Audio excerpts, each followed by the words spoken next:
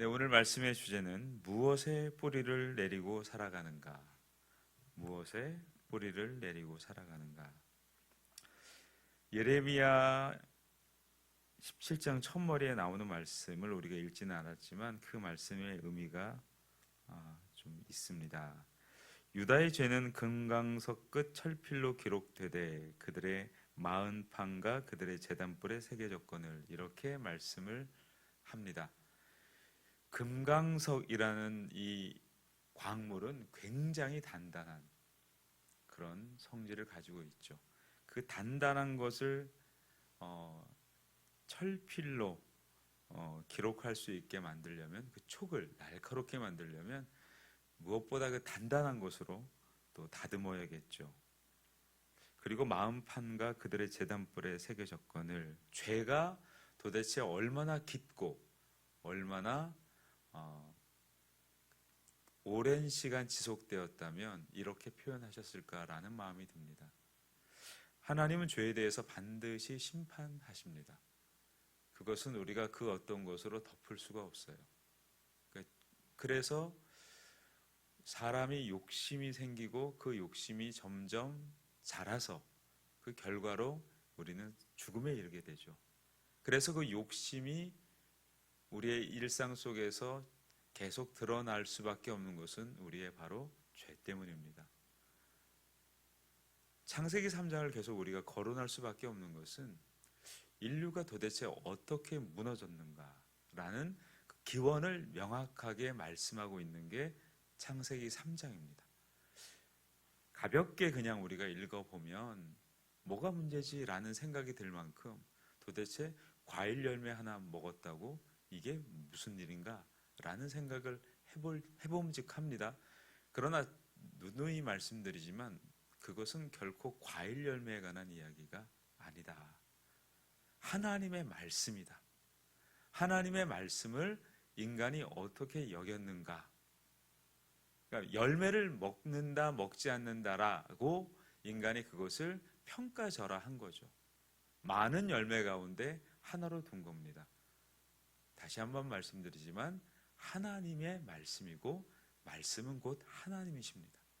그러니까 그들이 저버린 것은 단순히 열매를 하나 먹었다가 아니라 하나님의 말씀을 저버린 거예요. 그러니까 죄라는 것은 무엇이냐? 하나님의 말씀을 저버리는 행위입니다. 하나님은 당신을 어떻게 계시했습니까? 말씀으로. 어제도 출애굽기 3장의 말씀으로 나눴지만 모세가 누구를 만났습니까? 하나님을 만났죠. 도대체 그 하나님은 무엇을 모세에게 하셨는가라고 얘기할 때 말씀을 하신 거예요. 그러므로 우리가 신앙생활 할 때에 어떤 현상이나 상황을 끊임없이 추구하는 이유는 하나님이 보이지가 않아요. 보이지 않기 때문에 우리가 보이지 않는 하나님을 어떤 형태든 알고 싶거나 느끼고 싶어서 어떤 그런 감각과 어떤 현상에 우리가 많이 귀를 기울입니다. 하나님은 감사하게도 그런 우리의 인간의 생각을 어느 정도 살피셔서 신앙이 어릴 때에는 말씀이 도대체 뭔지 모를 때에는 꿈으로도 환상으로도 하나님을 경험하게 하시고, 또 우리가 신앙을 잘 못 잡았을 때에 하나님께서도 참 고맙게도 사람들을 보내어 말씀으로 하나님의 약속을 전해주시기도 합니다. 그러니 결과적으로 하나님은 말씀으로 자신을 드러내신다. 그러니 죄라는 것은 무엇일까요? 그 하나님을 외면하고 그 하나님을 거부하는 것. 유다 공동체가 그렇게 살아온 거죠. 우리 마음은 무엇을 뿌리 삼고 있는가? 그것이 참 중요하다. 사람을 의지하는 인생과 여호와를 의지하는 인생, 이 두 삶은 저주와 복이라는 정반대의 열매를 맺게 합니다. 본문은 우리에게 이렇게 묻죠. 우리 마음의 뿌리는 지금 어디를 향해 뻗어 있는가? 사람을 의지하는 그 실상을 우리가 읽었던 예레미야 17장 5절은 이렇게 말씀합니다. 여호와께서 이같이 말씀하시니라. 무릇 사람을 믿으며 육신으로 그의 힘을 삼고 마음이 여호와에게서 떠난 그 사람은 저주를 받을 것이라. 그러니까 무릇 사람을 믿으며 육신으로 그의 힘을 삼고 마음이 여호와에게서 떠난 그 사람은 뭘 받는다고요? 저주. 근데 그 저주가 도대체 어떤 걸까? 우리가 알고 있는 이 저주는 고통과 가난과 질병이라고 단편적으로 해석을 하죠. 그렇지 않아요. 저주라는 그 궁극적인 이 내용은 하나님께서 당신을 더 이상 드러내지 않고 내버려 두는 거예요. 그게 저주예요. 하나님 간섭하지 않는 거죠. 내버려 두는 거예요. 그러면 우리가 왜 이런 말씀에 동의하느냐? 예수님 믿지 않아도 물질로 풍요로운 사람이 많습니다. 여러분 전수조사는 안 해봤잖아요. 예수님 믿는 사람과 믿지 않는 사람들의 경제적 효능가치, 효용가치, 그런 거 여러분 조사 안 해봤잖아요. 또 하나, 예수님 믿지 않는 분과 믿는 사람의 질병의 척도, 그런 거 조사 안 해봤잖아요. 그냥 느낌으로 대략 때려 맞추잖아요. 경험으로. 야, 예수님 안 믿으면 질병에 많이 노출돼. 그게 아니라 건강관리를 하지 않으면 질병에 많이 노출되는 게 일반론이고, 우리가 어떻게 보면 그 고난을 통해서 하나님을 믿게 된 게 복이에요. 그런데 여기서 말하는 저주라는 것은 하나님을 팽개치고 자기 멋대로 살아가는 거예요. 구약에 여러분이 열왕들을 살펴보시면 아합 왕 때의 국력이 좋았다라는 것을 여러분들은 관가하시면 안 돼요. 국가가 강했어요. 그러면 국가가 강한 것과 하나님의 임재와 연관성이 꼭 있습니까? 그렇지 않아요. 물론 하나님께서 그 한 생, 하나님을 믿지 않는 그 영혼을 돌이키게 하기 위해서 그의 모순된 삶을 교정하지 않으시고 관성대로 살도록 내버려 두시죠. 고집대로 살다가 가난이 찾아오고 질병이 찾아오고 고통이 찾아올 수는 있어요. 사랑하심이죠. 하나님이 그거를 사랑하심이죠. 그러므로 유다 공동체에 바벨론의 코로로 끌려갔다라는 그 사건은 겉으로 보면 고난이고 고통인데 그 이면으로 보면 하나님이 그들을 회복시키는 과정, 그래서 하나님의 속성 가운데는 그분의 심판과 그분의 공의와 그분의 자비와 회복이 들어있는 거다. 그것이 우리가 믿는 하나님이시다. 그래서 하나님을 우리가 믿는다라고 했을 때에 하나님의 그 양면을 우리가 따르는 거죠. 심판하시지만 공의로우신 분이지만 자비하시며 우리를 회복시키시는 분, 우리가 그것을 인정하는 겁니다. 우리가 아직 죄인 되었을 때 그분께서 우리를 건지실 구원의 놀라운 계획을 이미 예정하셔서 저와 여러분들이 구원의 확신에 이르지 못했을 때에도 우리를 하나님께서 구원하시기로 그의 열심과 그의 특심은 이루 말할 수 없었다. 이게 성경의 이야기고, 그런 것을 깨달은 사람들이 주님, 내가 여기 있사오니 나를 사용해 주옵소서 라고 말하더라. 이게 성경의 이야기지, 우리가 대단히 하나님을 기쁘시게 할 수 있는 어떤 존재라고 하지는 않다. 그게 구약을 읽는 이유예요. 다 실패했잖아요. 다윗마저도, 그토록 하나님을 열렬히 섬겼던 다윗마저도 현대사회에서 일컫는 정말 입에 담기 어려운 죄를 범했다. 그게 인간의 역사다. 그럼에도 불구하고 하나님은 우리를 놓지 않으셨다. 끝내 구원을 이루셨다. 로마서 10장에 이른 말씀은 노방전도의 성구가 아니에요. 누구든지 주의 이름 부르는 자는, 이 누구든지라는 그 한량없는 은혜를 누가 주셨는가? 그 구원의 광의성, 그 구원의 확장성, 그 구원의 너름을 하나님이 허락하셨다라는 겁니다. 그래서 저주는 하나님께서 더 이상 말씀하지 않고 관여하지 않고 내버려 두신 그 상태인 겁니다. 그러니 그가 무엇을 하든 하나님이 원하시는 열매를 맺을 수도 없고 그 열매의 궁극은 구원이잖아요. 그러니 구원을 얻을 수 없다라는 거죠. 저주는 심판이자 그 마음이 선택한 삶의 방향입니다. 그러니까 단순한 감정적인 것이 아니에요. 언약의 틀 안에서 하나님과의 관계가 끊어진 상태, 제가 조금 전에도 말씀드렸던 그런 의미입니다. 사람을 의지하는 순간 우리는 하나님이 없어도 살 수 있다는 마음의 방향이 놓이게 되는 거예요.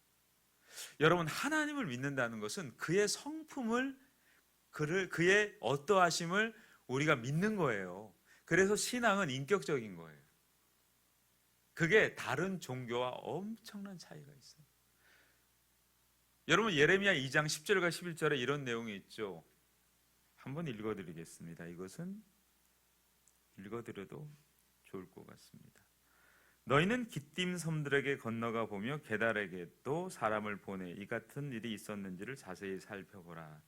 어느 나라가 그들의 신들을 신하는 것과 바꾼 일이 있느냐? 그러나 나의 백성은 그의 영광을 무익한 것과 바꾸었도다. 그러니까 불교를 믿는 분들이나 뭐 다른 타종교를 믿는 분들이 그렇다라는 거예요. 자기들의 신들을 바꾸진 않아. 근데 기독교인들은 많이 바꿔요. 하나님을 돈으로 바꾸거나 명예로 바꾸거나 지식으로 바꾸거나 자신이 요청하는 그 어떤 것으로 바꿔요. 현상으로 바꾸거나 경험으로 바꾸거나 자신이 느낀 그 어떤 걸로 바꿔버려요. 근데 여러분 절에 가보세요. 불상은 한결같잖아요. 그들은 그것을 한결같이 믿거든요. 왠지 아십니까? 그들이 궁극적으로 요구하는 것은 내 삶 좀 잘되게 해줘예요. 그러니까 많이 지극히 정성을 바치는 거예요. 그런데 하나님은 우리에게 그런 요구를 하신 적이 없어요. 그래서 하나님을 인격적으로 믿는 것은 우리의 신앙의 너무나 당연한 귀결입니다. 오늘 예레미야 17장 6절을 어떤 말씀으로 우리에게 권면하고 있습니까? 그는 사막의 떨기나무 같아서 좋은 일이 오는 것을 보지 못하고 광야 간조한 곳 건건한 땅 사람이 살지 않는 땅에 살리라.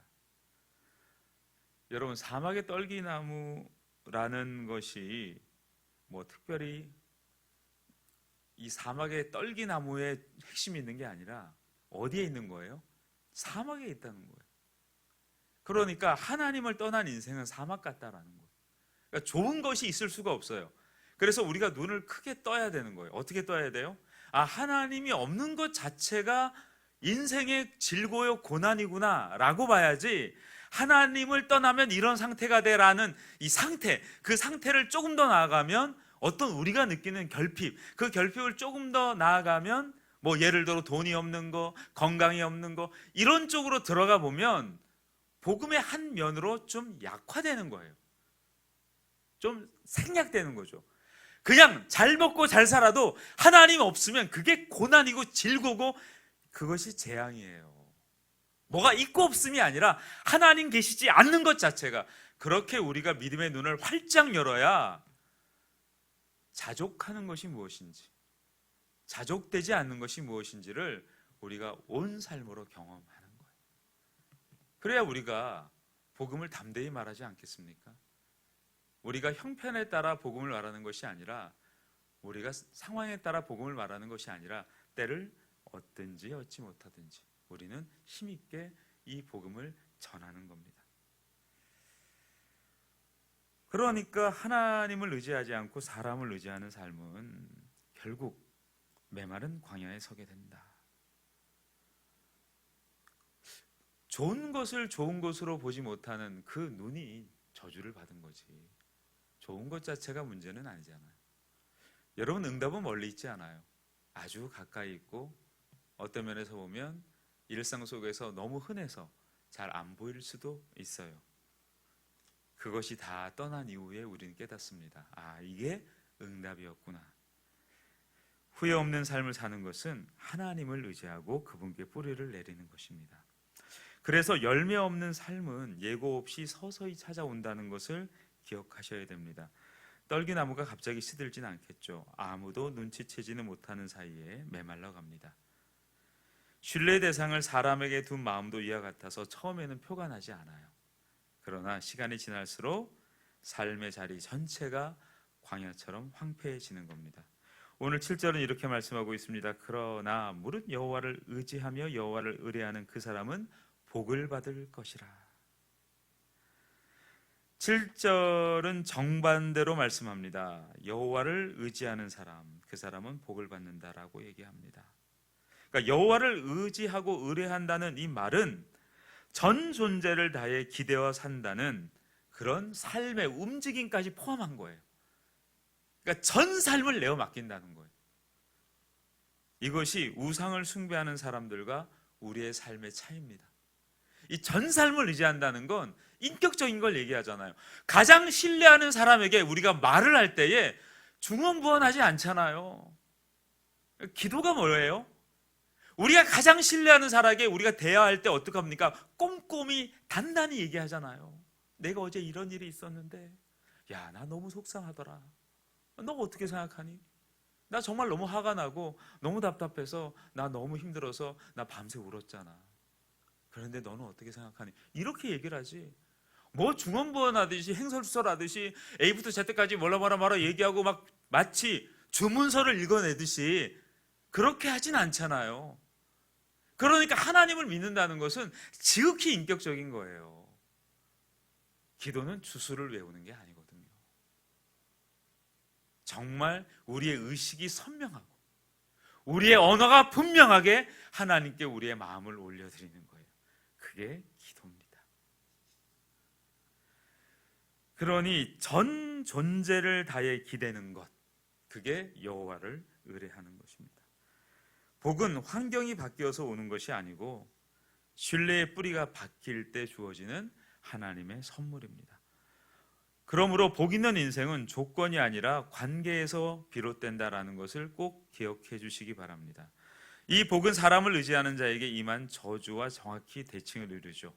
저주가 마음이 하나님을 떠난 상태였다면 복은 마음이 온전히 하나님께 기대어 있는 상태를 말하고 있습니다. 그러므로 복 있는 인생의 출발점은 동일하게 어제처럼 말씀드리고 있습니다. 능력이나 조건이 아닙니다. 오늘 내 마음이 누구를 향해 있는가 하는 관계의 문제입니다. 8절은 이렇게 말씀하고 있습니다. 그는 물가에 심어진 나무가 그 뿌리를 강변에 뻗치고 더위가 올지라도 두려워하지 아니하며 그 입이 청정하며 가무는 해에도 걱정이 없고 결실이 그치지 아니함 같으리라. 여호와를 의지하는 삶은 마르지 않는 뿌리를 갖게 됩니다. 그 복 있는 인생을 물가에 심은 나무라고 말씀하고 있습니다. 뿌리를 강변에 뻗은 나무는 더위가 와도 두려워하지 아니하며 잎이 청정하고 가뭄이 드는 해에도 걱정이 없고 결실이 그치지 않는다. 마치 시편 1편을 보는 것 같죠. 여호와의 율법을 즐거워하는 자는 시냇가에 심은 나무처럼 그렇게 인생을 살아가는 겁니다. 말씀과 하나님을 믿는 믿음 안에 뿌리를 내리는 인생은 환경에 흔들리지 않는다. 그래서 영향을 주느냐 영향을 받느냐, 이게 굉장히 중요해요. 영향을 주면 어떻게 될까요? 불만, 원망, 좌절, 이런 언어가 우리의 삶을 지배하지 않죠. 영향을 받으면 어떻게 될까요? 불안, 염려, 근심이 우리 입술과 삶 속에 드러나겠죠. 그리스도인이 승리하는 것은 세상에게 영향을 주는 거거든요. 영향을 준다는 게 뭐예요?